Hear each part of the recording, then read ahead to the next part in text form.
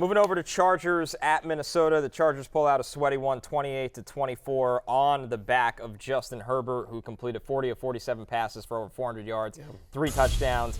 Keenan Allen, though, the story in this game, as you see Herbert with a monster fantasy week. Keenan Allen caught 18 of 20 targets for 215 yards and also threw a 49-yard touchdown pass, Jay. Keenan Allen, on a day they lose Mike Williams, which is a shame, Keenan Allen reminds everybody the superstar that he is. Yeah, he is, indeed. And in terms of guys leading the league in targets, you think of the workhorses in Justin Jefferson, Devontae Adams, Tirico Hill. Keenan Allen has more targets than any of them through 3 weeks. He is 3rd in the league in receiving yards, and with the news that Mike Williams may have a serious knee injury, that's the reporting so far. I mean, everything. So he's just been it's an ACL for Mike Williams, which is terrible news. But in terms of Keenan Allen's usage, it's only going to go up. It certainly is. He returned from injury in Week 11 of last year, and since that time, he's averaged 21.9 fantasy points per game. He's the #1 wide receiver in fantasy football. We talked a lot in the preseason about what we thought Kellen Moore would bring to this offense. And honestly, look, I mean, again, the Cowboys are getting away with it because their defense is so good, but I think you can, you want to talk about coaching, visible coaching. You can see it with the Chargers offense, and you can see it with the Cowboys offense, the difference that Kellen Moore being in LA and not being in Dallas has made. To your point about Mike Williams now being out for the year, there's not much else to say about Keenan Allen, but again, locked in wide receiver 1, has been and will continue to be so. I think, and we'll talk more about this tomorrow on the Waiver Wire show, but with the news that Mike Williams has officially torn his ACL, is out for the year, as you see it there.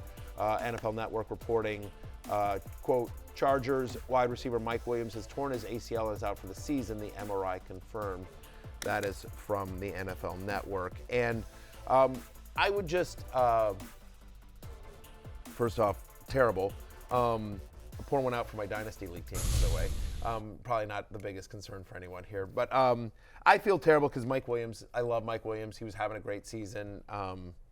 This is tough for him. So get better, get better soon, quick, Mike. Let's talk about Josh Palmer, though. I know a lot of people are going to talk about, Quentin Johnston, right. Quentin Johnston, to me, has not looked fully ready for prime time yet, Connor. Yeah. And last year, Josh Williams played 3 games in which Keenan Allen was active, but Mike Williams was out. 19% target share, average 13 fantasy points per game. To me, I feel like Josh Palmer is the pickup here, and Quentin Johnston remains just kind of a late season stash if you got a deep bench. I'm with you. Quentin Johnston coming out of college was inconsistent. He wasn't a guy that majority of his games he'd have over 100 yards or they'd lean on him. He was an inconsistent route runner. The ball skills for a guy that size were up and down. He was actually better with the ball in his hands for a bigger player than the ball skills. So I think for the Chargers, they care about winning right now, and Josh Palmer's been there long enough that you think they would lean on him. Maybe there's a halfway point or later in the season where Quentin Johnston is ready to be on the field and he'll catch a touchdown here or there. But I would be surprised if Kellen Moore views it that way right now. I think it's a concern as well that we've seen guys come into the NFL as wide receivers and have immediate impacts. Last year, Garrett Wilson, Chris Olave, Justin Jefferson, his rookie season. Guys are able to come in. Jordan Addison right now. Jordan Addison right now. Tank Dell right now, who's the #1 wide receiver on his team already, it seems like, with Nico.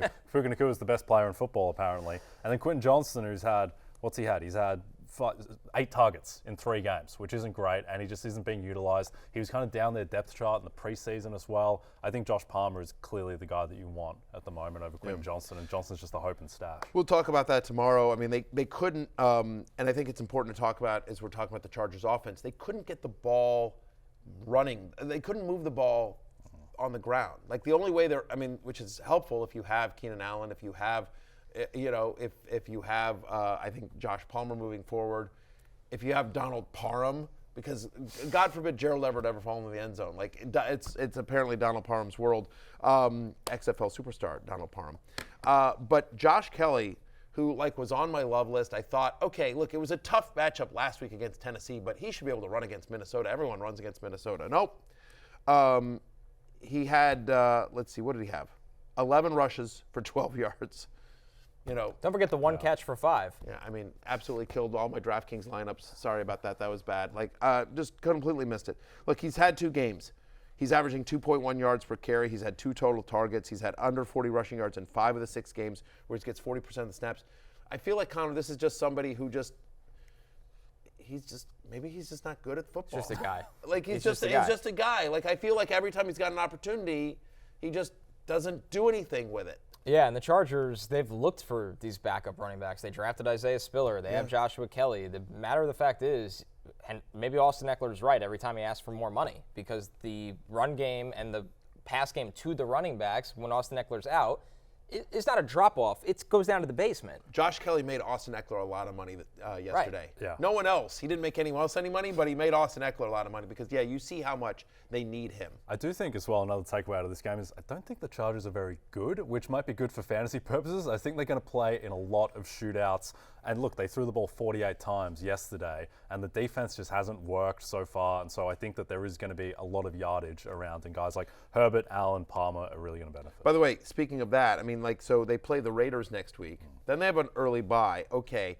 After that, Dallas at Kansas City, home to Chicago. So the only one that scares you is the Cowboys, right? Because the Chiefs, I think it'll be a lot of junk time.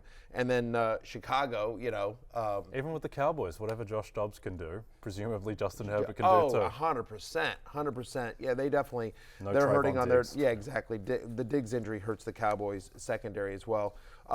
Last thing from this game, real quickly before we move on, just the other side of the ball. You mentioned KJ Osborne and Jordan Addison continue to impress. Justin Jefferson doing Jefferson type things, and Kirk Cousins continues to be your number one quarterback. He can support all of them. It's really impressive. Yeah. Alexander Madison. You may have looked at the box score and you're like, oh, hey, 20 for 93. He catches 5 balls for 32. All right, good. He's going to hold off Cam Akers. He had another bad fumble in this one, guys. Like the production was good.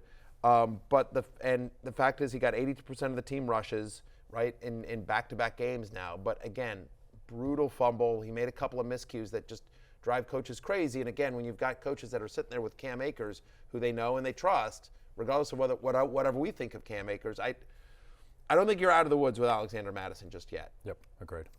Hey, it's Matthew Berry from NBCSports.com and RotoWorld.com. And I want to thank you so much for watching whatever it is you just watched.